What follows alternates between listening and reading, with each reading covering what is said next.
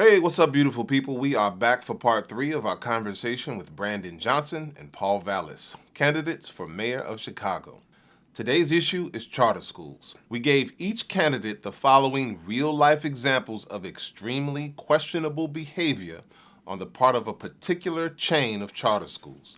In 2016, the freshman cohort of Noble Rowe Clark Charter School had 175 students, and those students took a college readiness exam. The following year, 69 of the students in that cohort, which is nearly 40% of their freshman population, were gone. The average college readiness score of the students who were pushed out was significantly lower than the average score of the students who were still at the charter. When the remaining students in that cohort were seniors and retook the college readiness exam, the average score for their cohort rose dramatically. So on the surface, that rise in the average score makes it look like the school did great work with that cohort. But when you dig deeper, you're forced to confront the fact that the average score of that cohort went up because that charter school got rid of the students who were most difficult to educate. And we saw the same phenomenon at multiple Noble charter schools. And remember that this only accounts for the students in that cohort who were pushed out as freshmen. We don't even know how many were pushed out as sophomores, how many were discarded in their junior year, or how many had to leave before graduating in their senior year. Now think about that in relationship to this. In 2022, charter schools had 17 of the 20 highest expulsion rates in CPS, and 10 of those were Noble charter schools. That behavior cannot be described as noble. It is base and dishonorable. That charter school failed those 69 students. But our district management has a way of grading schools that allows them to hide that failure and make it look like a success to parents and students. That then makes parents and students more likely to choose a charter school failure over a public school success. Then, the district allows charters to expel vast numbers of students while they force public schools to keep students, even when those students are chronically violent and disruptive, which also makes parents pull their children from public schools for safety reasons and send them to the failing charters. The entire system is rigged in favor of failure. So we asked each candidate for mayor to take specific actions to stop our school system from rewarding failure and eliminate this rigged system so that parental choice can actually be a reflection of school quality rather than a reflection of these backward and perverse incentives. Their responses are up next. Does it concern you that charter schools appear to be manipulating their ratings by getting rid of the lowest scoring students? And if you are elected, will you ensure that the CPS Inspector General investigates claims of charter schools pushing out students and ensure that charter management organizations face stiff consequences for intentionally pushing out students once they've been accepted? There was an entire movement that organized to shift the way discipline happens, particularly in charter schools where children were being fined for not having their shoes tied, right? Students being fined, for having, an unhealthy snack, on them or wearing their coat. I mean, these type of egregious penalties that really exacerbate this, school to prison pipeline, right? When we're criminalizing students, either because of poverty or just because of the lack of cultural competency that exists in many of our schools.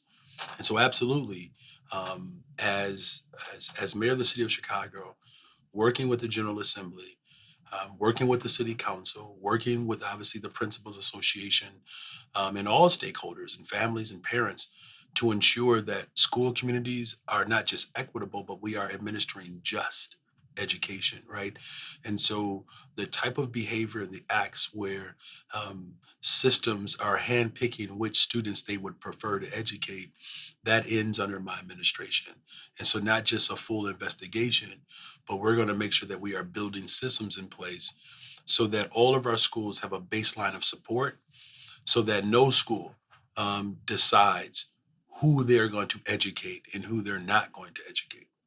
Multiple backward practices allow charter schools to look like they're succeeding with students when they're actually failing them.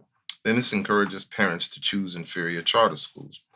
Will you work with us to identify and eliminate all of these backward practices so that parental choice can actually be a reflection of school quality rather than a reflection of these backwards and perverse incentives? Yes, this is important because what has been sold to our parents, this notion of choice, it's really not a choice, right? They're actually giving families, in many instances, ultimatums or false hopes, right?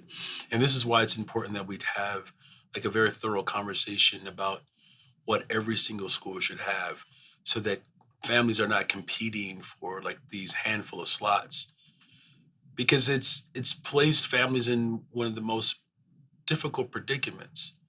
Because in many instances, you're not even able to have all of your children in a particular school. Even if you believe this school is the best school for your child, there's no guarantee that the rest of your children will be able to attend that school. And so, my larger political vision for the Chicago Public Schools is to see a system where we don't have to apply for something that's free.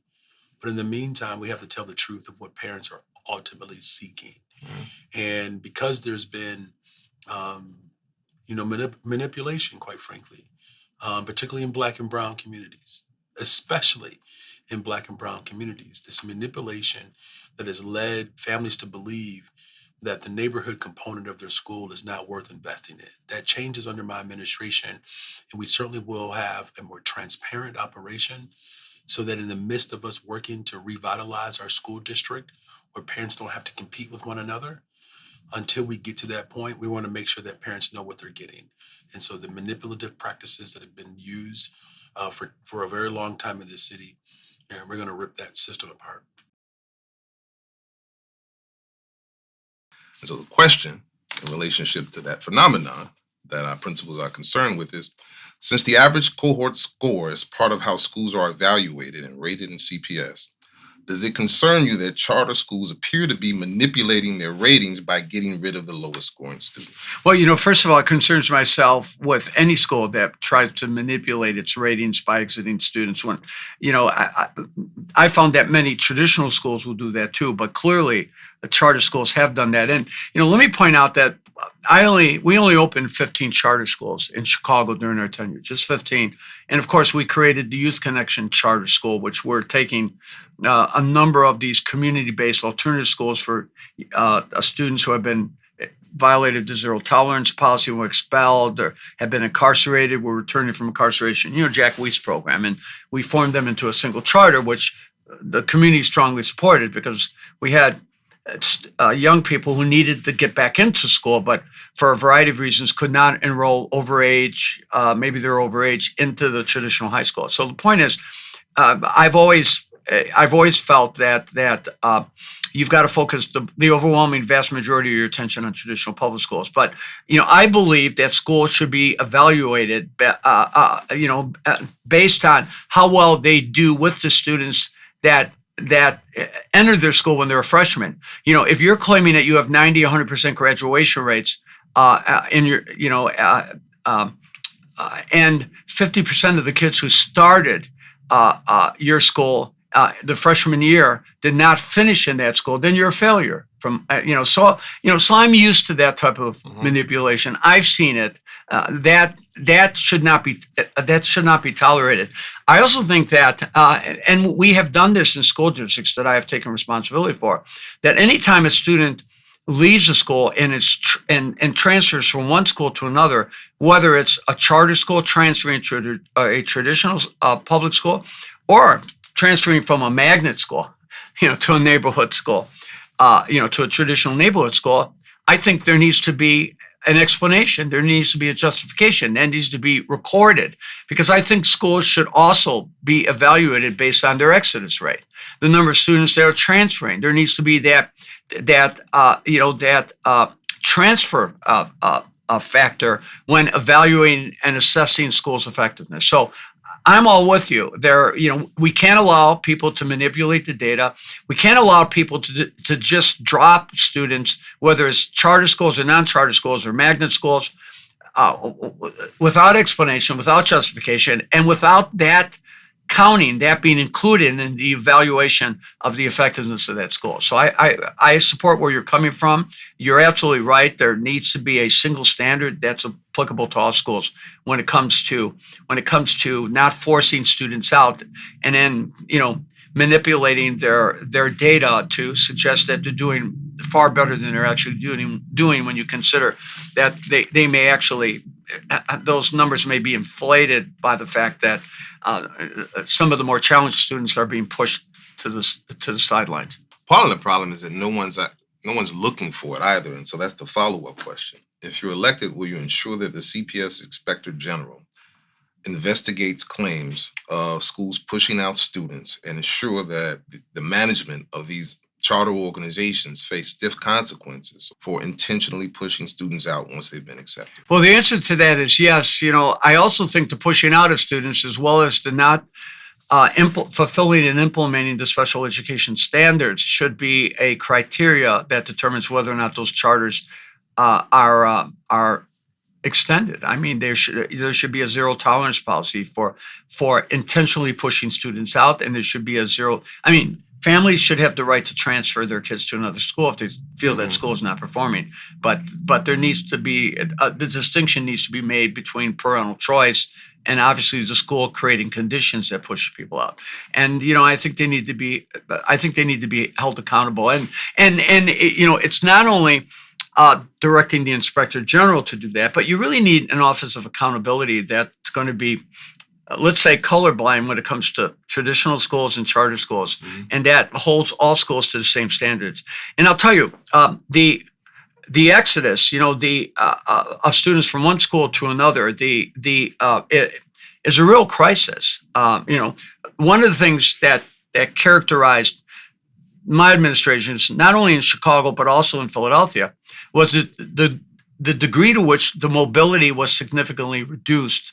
We had schools, I remember Chicago public schools, even when they didn't have a lot of charters, the mobility within the traditional public schools was like 35% or higher. And then, by our fifth or sixth year, that mobility rate was now in the mid-20s, which is still high, but nevertheless was significantly lessened. So mobility is a critical factor. So that means we've got to be really aggressive about signaling to students that the mobility factor, or to schools, that the mobility factor is going to be a factor by which we evaluate and assess their programs. When people are voting with their feet, families are voting with their feet, and because a lot of times they create conditions and they force the families out. It's not like they're kicking the kids out. The families have just had enough and they want to put their kids in other schools. The kids are unhappy.